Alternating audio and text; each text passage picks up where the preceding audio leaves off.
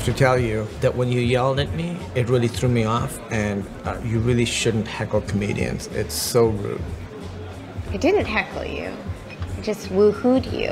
It was supportive. Okay, that's a common misconception. But yelling anything at a comedian is considered heckling. Heckling doesn't have to be negative. So if I yelled out like, "You're amazing in bed," that'd be a heckle? Yeah, it would be an accurate heckle. Cool. Oh. I want to know what it was like to write a script like this, that you're sharing so many personal details, and was that something that both of you were on board from, right from the start? I would say at the beginning I was a little more hesitant, for sure. Would you agree with that? Yeah, and I sort of was like, let's tell our story and lay it all out there, because Emily's right, I don't really think things through. I don't really think in the future, I just kind of like do stuff. Can I get a copy of this, by the way? Well, I've admitted this to you.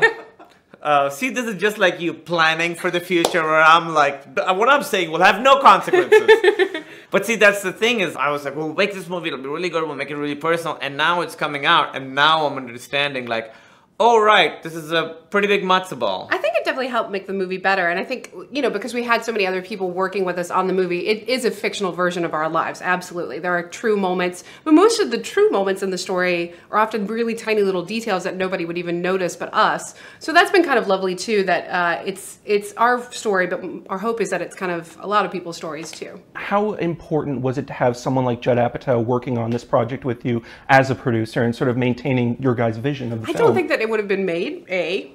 B, I think we would have been maybe noted to death. And I think that one thing that Judd is amazing about is that he really trusts the people he works with. He'll weigh in, absolutely, and sometimes he would be like, we're doing it this way. We'd be like, yes, sir. But that's very rare, and he's right every time. Yeah. But for the most part, he trusted us. That doesn't mean he doesn't push you. He really pushes you to like do the best you can, but the best you can. He's not trying to like make any kind of movie that you don't want to make. He's just helping you make the movie that you want to make. And same with Barry Mendel. Yeah. And same with Michael Showalter. We were very protected from, you hear about those studios that ruin movies.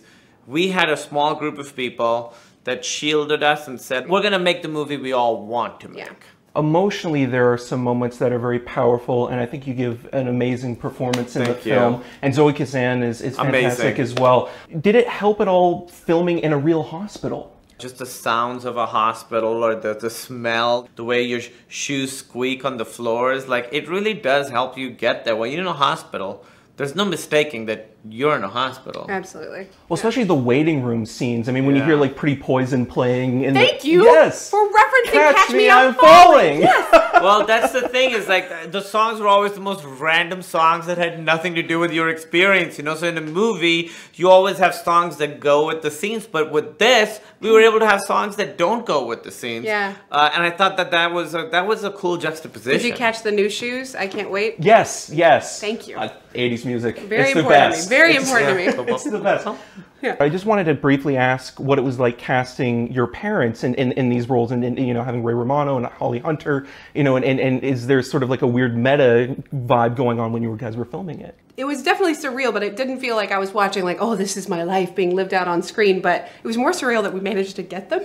And that was the thing that I was most excited about, is that we got these two absolutely amazing human beings to like say out loud the words that we'd written. That's insane. Yeah. Same thing with your parents. Yeah, casting Anupam Kher, who plays my dad, is a Bollywood legend. I've been watching his movies my whole life. Zenobia Shroff is just like a tremendous actress whose work I wasn't familiar with until the audition. And then I was like, this has to be my mom. It was such the whole cast, we were so lucky to get like people who were passionate and smart and tremendously talented. This really was like a very collaborative, a beautifully collaborative experience for us, and I think for everyone. I hope so.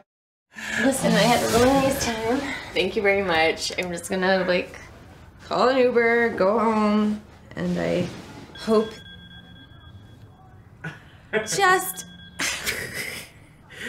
Your driver will be ready as soon as he puts on his pants.